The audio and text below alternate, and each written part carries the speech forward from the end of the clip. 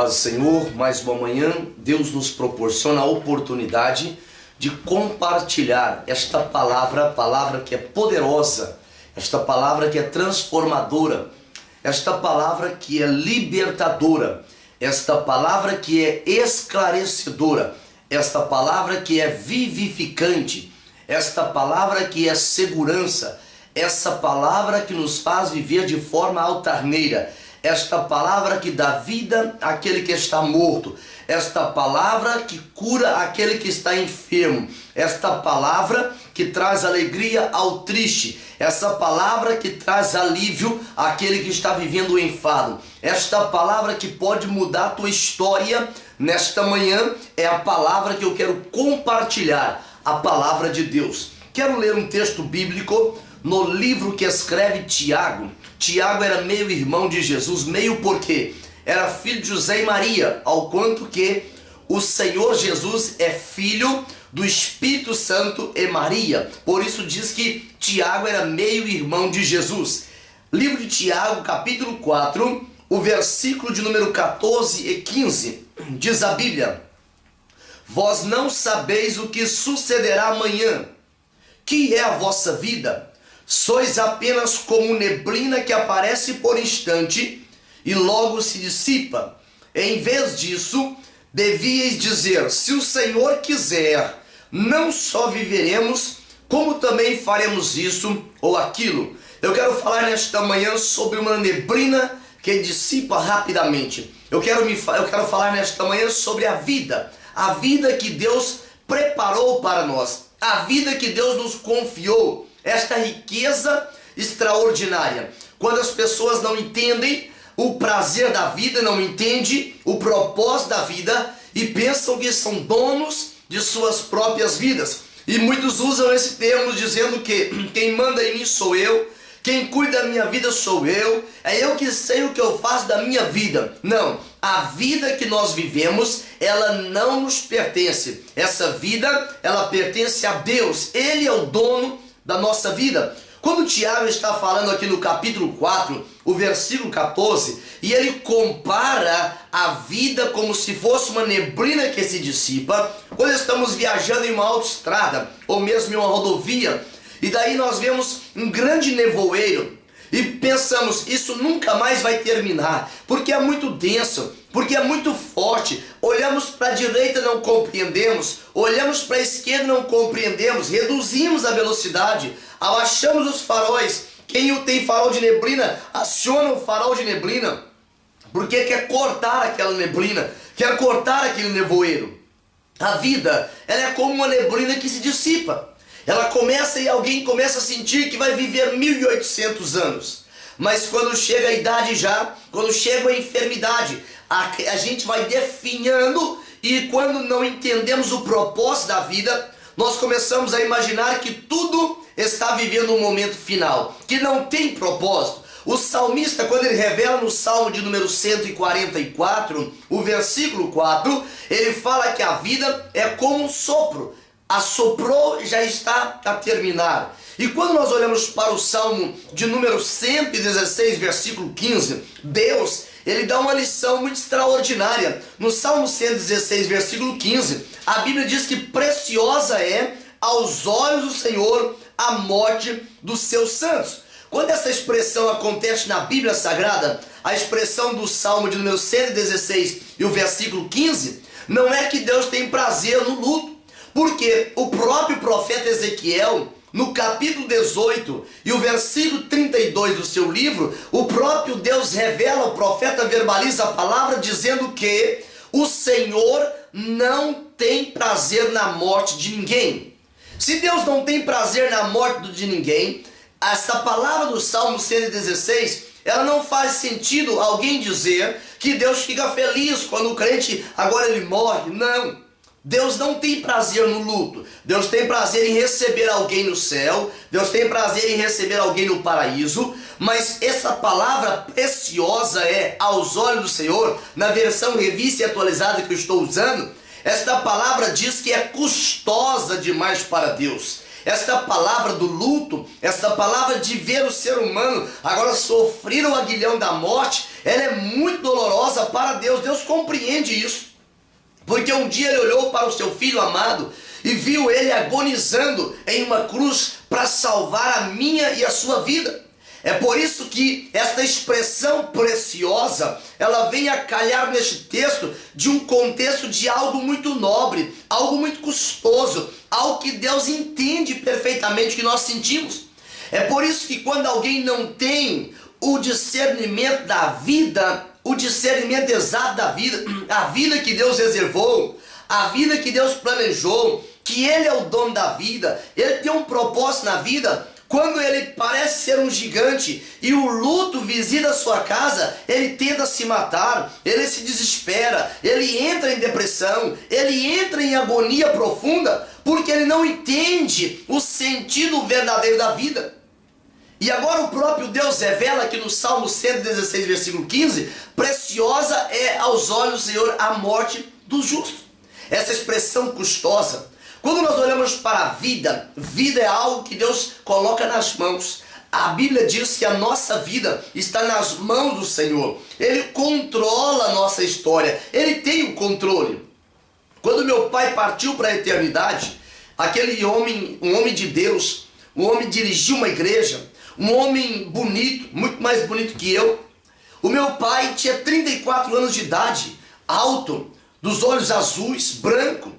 E agora, naquele momento que ele parecia estar no auge da história, no auge da sua vida, estava galgando os primeiros degraus do ministério, recebendo as honras, recebendo reconhecimento por parte da igreja, o Senhor agora chama-o para a eternidade. E agora alguém começa a dizer, como pode ser isso? Um homem que nunca havia tomado um comprimido, um homem que nunca havia ido ao médico, mas em 3 meses, ele agora parte para uma enfermidade terminal. Em 3 meses, Deus recolhe ele às mansões celestiais. Eu tinha 10 anos de idade e ficava conjecturando comigo, Deus, por que isso acontece? Deus, por quê? Deus, por quê? Por quê? Os porquês da vida. Mas o próprio profeta Isaías, ele revela algo para nós compreendermos que a vida está nas mãos de Deus. E ele diz que Deus chama, Deus recolhe o justo antes do dia do mal. E quando na minha fé agora, uma fé de um adolescente, um garoto de 10 anos de idade, mas eu clamava ao Senhor em oração, e Deus falava ao meu coração, Deus falava comigo em voz profética, dizendo que era uma luta tão grande, o meu pai não suportaria, e Deus agora resolve recolhê-lo, porque ele estava maduro na vida espiritual.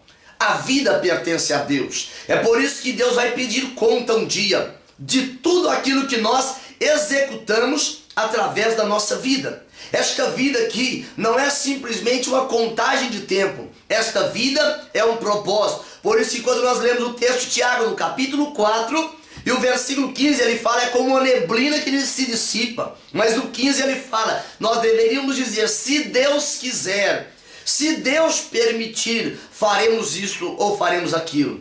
Mas sabe por que eu digo que a vida é preciosa? Esta vida que Deus nos confia aqui nesta terra, ela vai ser um trampolim para a eternidade. Ninguém vai correr da eternidade. Não tem como escapar da eternidade. Mas sim, tem como viver uma eternidade feliz. Tem como guardar uma eternidade segura. Quando nós colocamos a nossa vida à disposição do Senhor. Quando nós permitimos que Ele venha morar no nosso coração. Quando nós entregamos a nossa vida ao Senhor, dizemos, Senhor, ser Senhor absoluto na nossa vida, na minha vida. Porque a Bíblia diz no livro de 1 Tessalonicenses, no capítulo 4, o versículo de número 16, versículo de número 17, que o arcanjo vai bradar, vai tocar a última trombeta. E os mortos em Cristo ressuscitarão primeiro. Depois os que estivermos vivos, nós que estivermos vivos, seremos transformados e subiremos com Ele às nuvens para aquele dia glorioso. Sabe o que esse texto quer dizer? É que a nossa vida vai chegar um dia que Deus vai colocar uma vírgula, porque ela vai continuar para a eternidade. E na eternidade, lá não vai valer os euros, lá não vai valer as ações nas bolsas de valores, Lá não vai valer os bens patrimoniais que nós conseguimos com o nosso trabalho adquirir aqui na terra, mas lá vai valer sim o tipo de vida que nós entregamos ao Senhor nesta terra, o tipo, a mordomia, a administração desta vida que o Senhor nos confiou. Por isso, você que nesta manhã me assiste, a oportunidade que Deus te dá, que Deus me dá, é a melhor oportunidade que alguém poderia desejar. É a oportunidade de conhecer os princípios elementares da palavra de Deus. É a oportunidade de saber viver bem a vida que Deus nos confiou. E é a oportunidade de saber que um dia prestaremos conta da vida que Ele nos proporcionou.